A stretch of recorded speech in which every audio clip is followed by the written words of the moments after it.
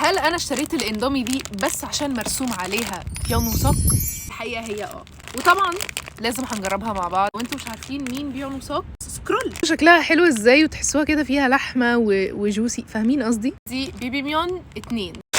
اكتر حاجه بجد بعشقها في الرامن الكوري، بصوا النودلز تخينه ازاي، بصوا صوص بتبقى ناشفه دي.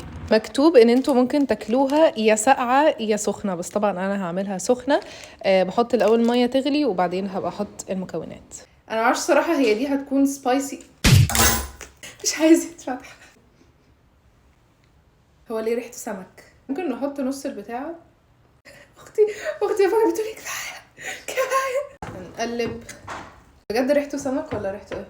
سمك بجد؟ ايه حراق؟ بس طعمه سمك. لا جنب بيون مرسوم لحمه. كحراق مش وحش. بسم الله.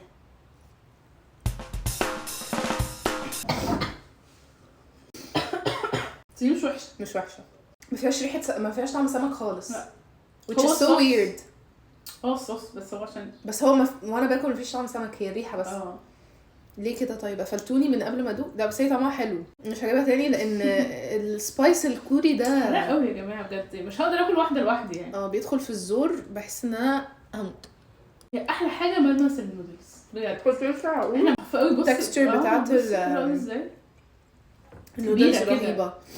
عامه I like it. تقييمي لنودلز بيون 6/10.